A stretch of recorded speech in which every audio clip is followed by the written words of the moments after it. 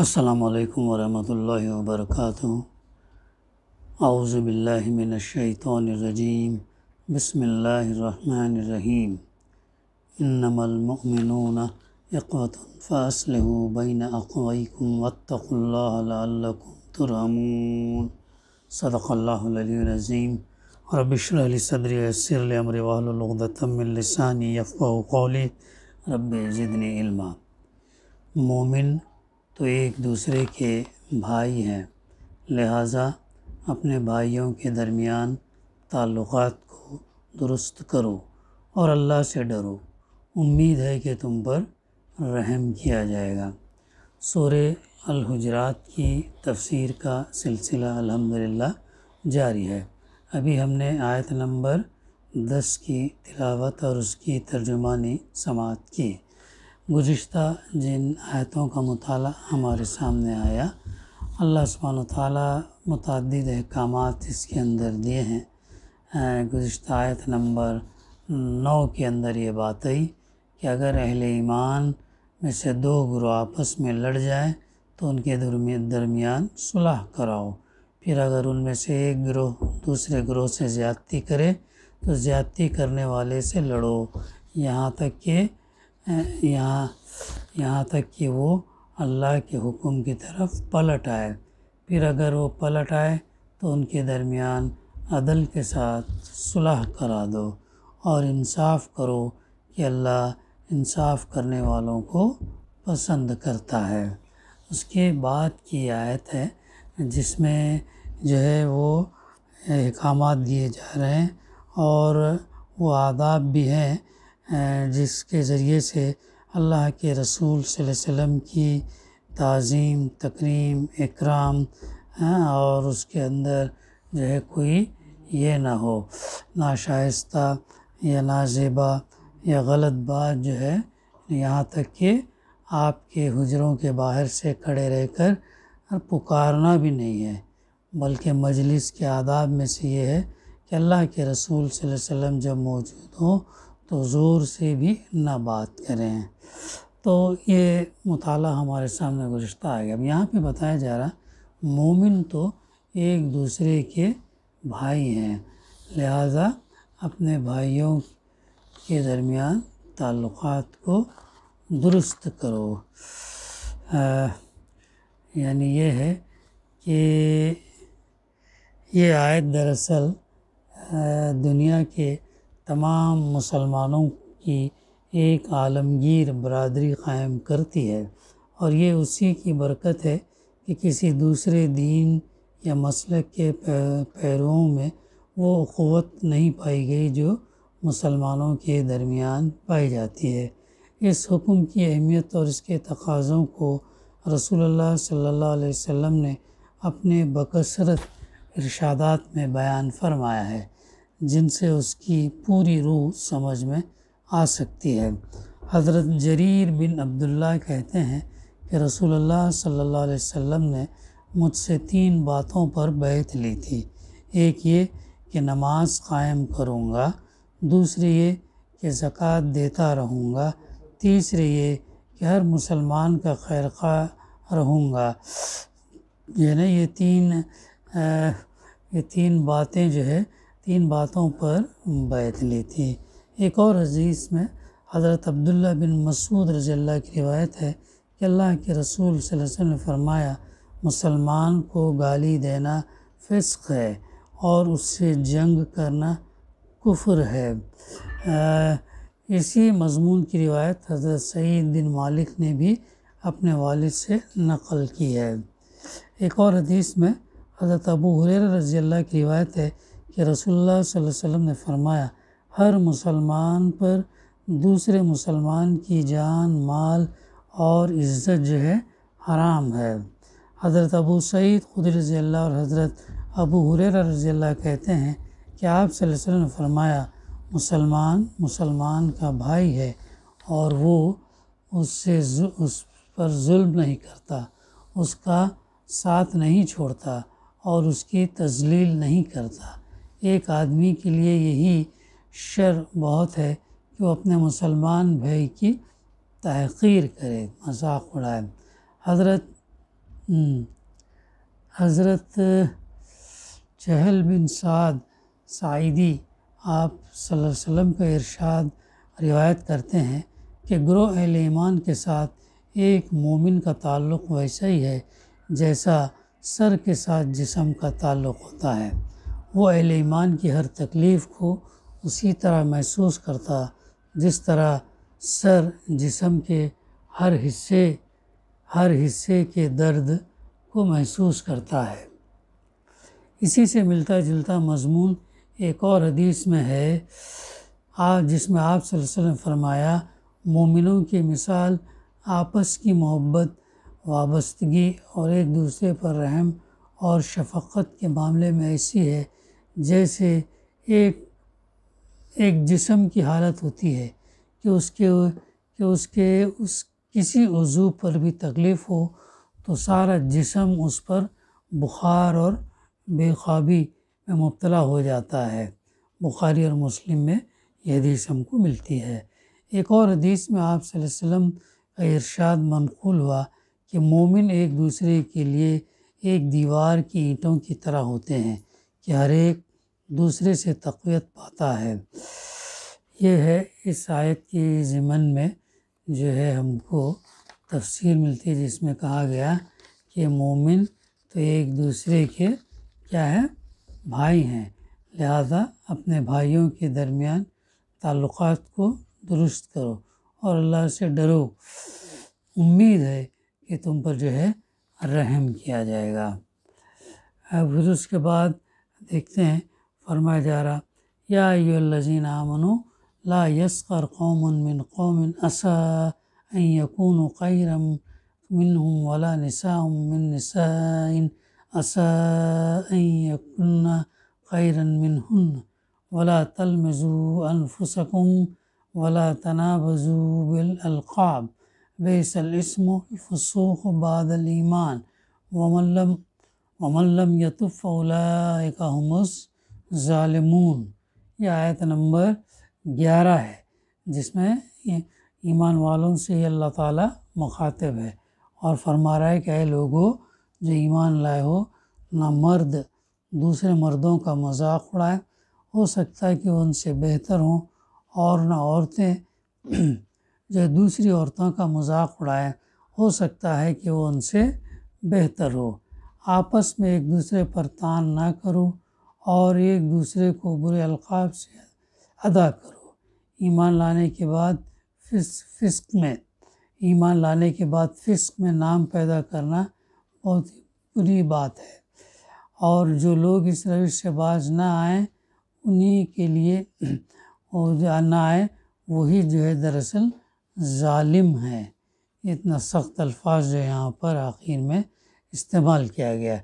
پہلے مخاطب ہے اے لوگو جو ایمان لائے ہو، ایمان لانے والوں سے مخاطب اللہ تعالیٰ قرآن میں جہاں جہاں بھی کرتا ہے وہ یہ چاہتا ہے کہ یہ حکم ان کو فرض کی شکل میں ہے اور اللہ کا حکم ہے یہ، اور اس پر تمہیں بلا چھو چرا جو ہے اس پر ایمان لے آنا اور عمل کرنا ہے۔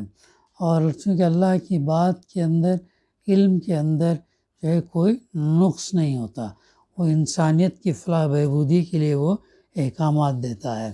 تو یہاں پہ تفسیر میں لکھتے ہیں مفسر، اے لوگو جو ایمان لائے ہو، پچھلی 2 آیتوں میں مسلمانوں کی باہمی لڑائی کے متعلق ضروری ہدایت دینے کے بعد اہل ایمان کو احساس دلایا گیا تھا کہ 2 مہینے دلایا گیا تھا کہ دین کے مقدس ترین رشتے کی بنا پر وہ ایک دوسرے کے بھائی ہیں اور ان کو اللہ سے ڈرتے ہوئے اپنے آپس کے تعلقات کو درست رکھنے کی کوشش کرنی چاہیے۔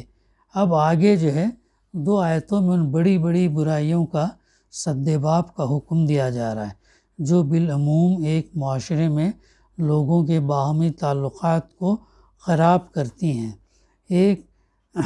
ایک دوسرے کی عزت پر حملہ، ایک دوسرے کے دل آزاری، ایک دوسرے سے بدگمانی، ایک دوسرے کے عیوب لگانا، تجسس، در حقیقت یہی وہ اسباب ہیں جن سے آپس کی عداوتیں پیدا ہوتی ہیں اور پھر دوسرے اسباب کے ساتھ مل کر ان سے بڑے بڑے فتنے جو ہے رونما ہوتے ہیں۔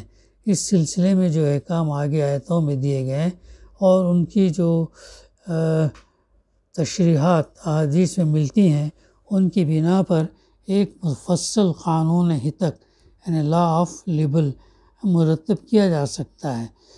مغربی قوانین ہتک عزت اس معاملے میں اتنے ناقص ہیں کہ ایک شخص کے ان کے تحت دعویٰ کر کے اپنی عزت کچھ اور کھو آتا ہے۔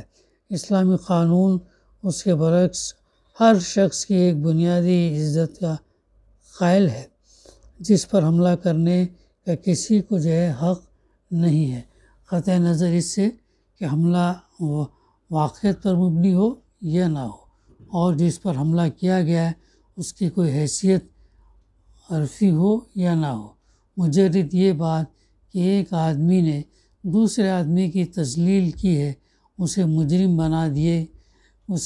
بنا دینے کے لیے کافی ہے، الا یہ کہ اس تذلیل کا کوئی شرعی جواز ثابت کر دیا جائے۔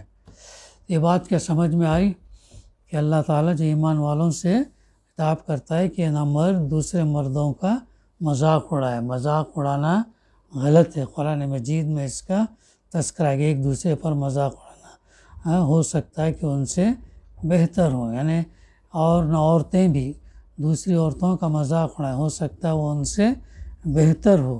بڑی اہم بات یہاں پر بتائی جا رہی، مذاق اڑانے سے مراد محض زبان ہی سے کسی کا مذاق اڑانا نہیں، بلکہ کسی کی نقل اتارنا، کسی کو کاپی کرنا، امیٹیٹ بولتے ہیں نا، وہ کرنا بھی جائز نہیں ہے۔ اس کی طرف اشارے کرنا، اس کی بات پر یا اس کے کام یا اس کی صورت یا اس کے لباس پر ہنسنا اور اس کے کسی نقص یا عیب کی طرف لوگوں کو اس طرح توجہ دلانا کہ دوسرے اس پر ہنسیں، یہ سب بھی مذاق اڑانے میں داخل ہیں۔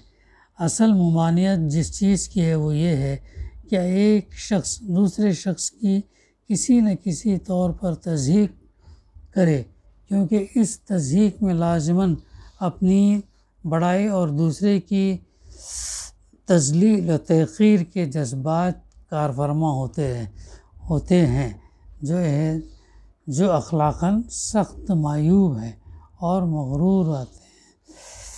دوسرے شخص کی دل آزاری بھی ہوتی ہے جس سے معاشرے میں فساد رونما ہوتا ہے۔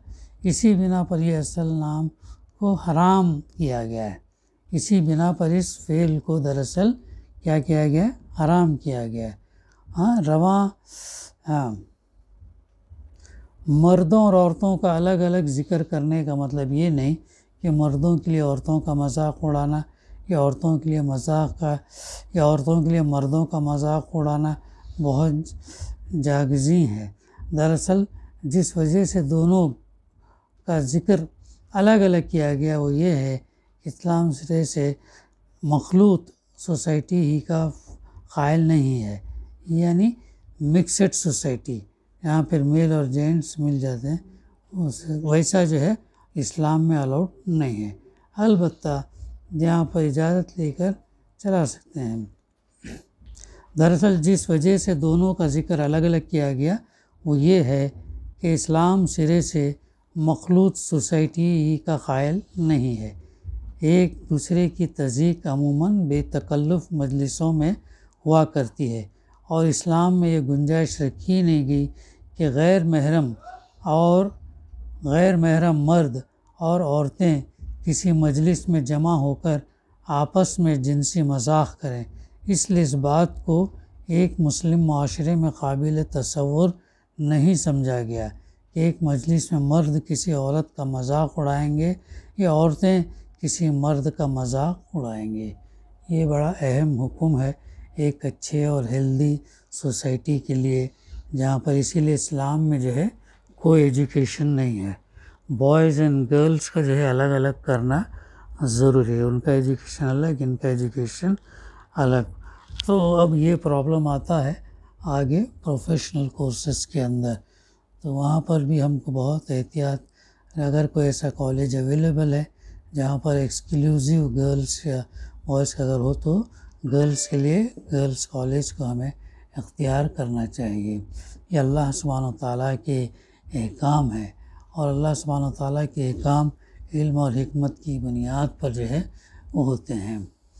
تو پھر آگے فرمایا جا رہا وَلَا تَلْمِزُوا أَنفُسَكُمْ، آپس میں ایک دوسرے پر طعن نہ کرو۔ ٹانٹ جسے بولتے ہیں نا، طعن اور طنز وغیرہ، یہ اسلام پسند نہیں کرتا۔